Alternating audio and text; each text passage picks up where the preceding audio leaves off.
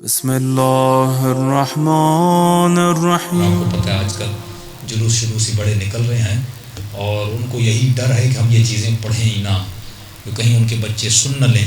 لیکن مسئلہ نہیں، یہاں نہیں تو میں یوٹیوب پہ تو ریکارڈنگ ضرور کروں گا اور یقیناً ان کے بچے سنیں گے، اسپیشلی نسل بنو امیہ۔ اس کی آپ نسل سنیں گے نا کہ یہ امیر شام کا باپ کون تھا، اس کا باپ کون تھا، اور اس نے خط لکھا مولا علی کو کہ علی تو بھی قریش سے ہے، میں بھی قریش سے ہوں۔ تو امام جملہ فرماتے ہیں کہ لیس الصریح کاللصیق، لیس الصریح کاللصیق، فرمایا جس کا شجرہ معلوم ہے وہ اس کی برابری نہیں کر سکتا جس نے خود کو چپکایا ہوا ہے۔ ابن ابو الحدید اہل سنت کا عالم ہے کہ علی کا جملہ میں نے پڑھا تو سوچا یہ کون سا تانا تھا جو علی نے امیر شام کو دیا۔ اس وقت جب شجرہ ڈھونڈا گیا تو امیہ کون تھا، کیونکہ عبد الشمس ان کا ایک دادا تھا جس سے نسل چلی۔ اگر یہ سارے قریش سے ہوں تو اس کا مطلب رشتہ داری بنتی ہے حضرت امیر سے، مولا علی سے، بنو امیہ کی۔ لیکن جب نسل میں گئے تو پتہ چلا یہ عبد الشمس جو ان کا دادا تھا وہ ایک روم سے غلام لایا تھا جس غلام کا نام تھا امیہ۔ وہ غلام تھا، پالا ہوا بیٹا تھا۔ عرب میں عادت تھی کہ جس کو پالتے تھے وہ بھی بیٹا کہلاتا تھا، صاحب ارث لیتا تھا۔ اور اس کے بعد آپ سب کو پتہ ہے کہ ایک صحابی کا نام ہے جس کا نام اللہ نے قرآن میں لایا ہے، وہ ہیں جناب زید۔ اور وہ بھی کیوں لایا؟ کیونکہ رسول نے اس کو پالا تھا اور مشہور تھا کہ جناب زید کو کہا جاتا تھا زید ابن محمد۔ اللہ نے آیت کو اتارا، اے حبیب زید نے جس اپنی بیوی کو طلاق دی ہے تو اس سے کیا کر؟ شادی کر۔ کیوں شادی کر؟ کیونکہ عرب بیٹا سمجھتے تھے اور بیٹے کی بیوی طلاق بھی ہو جائے شادی نہیں کی جا سکتی، تو شادی کر۔ عرب کی رسم کو توڑ، ان کی ثقافت کو توڑ۔ اللہ کو کتنی پرواہ تھی سیدہ کی نسل کی کہ اگر آج پالے ہوئوں کو جو بیٹی بنا رہے ہیں اور اگر میں نے اس نسل کو نہیں توڑا کل اس کی چار، وہی آج مسئلہ چل رہا ہے نا، کیونکہ وہ عرب کی ثقافت تھی، انہوں نے کتاب میں لکھ دیا کتنی بیٹیاں تھیں؟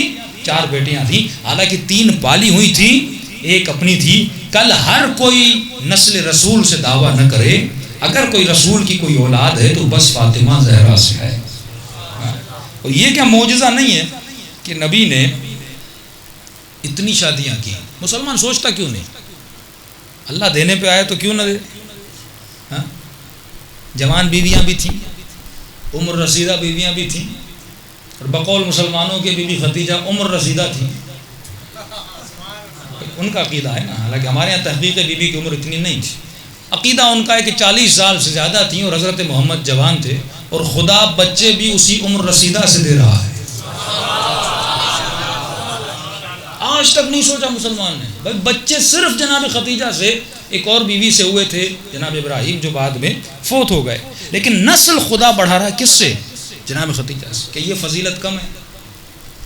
ان کو یہ فضیلت تو یاد ہے کہ حضرت ابو بکر رسول کے کاندھوں پہ چڑھے، اور یہ فضیلت یاد نہیں کہ جس بیوی سے نسل بڑھ رہی ہے وہ بیوی سب سے بڑی ام المومنین ہے۔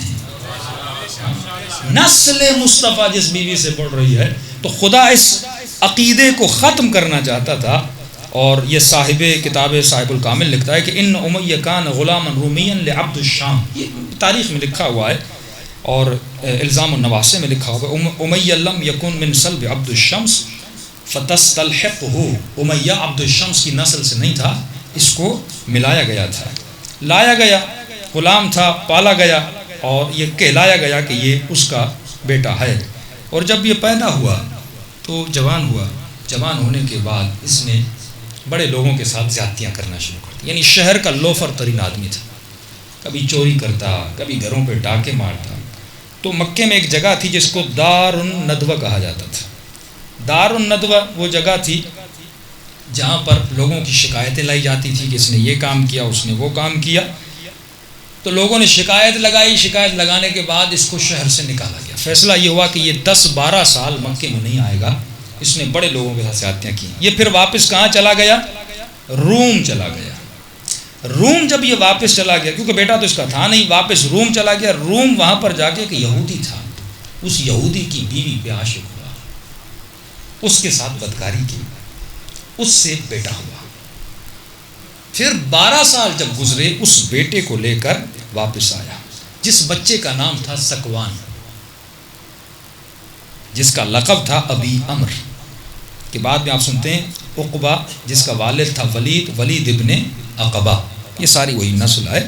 وہ بچہ پیدا ہوا، پھر اسی بچے کی نسل سے، کیونکہ یہ عبد الشمس کا بچہ کہلایا، کیونکہ پالا تھا عرب میں، نسل تھی، پالے ہوئے بیٹے ہیں، وہیں سے نسل چلی، جس نسل سے یہ سارا یزید اور اس کے بچے پیدا ہوئے۔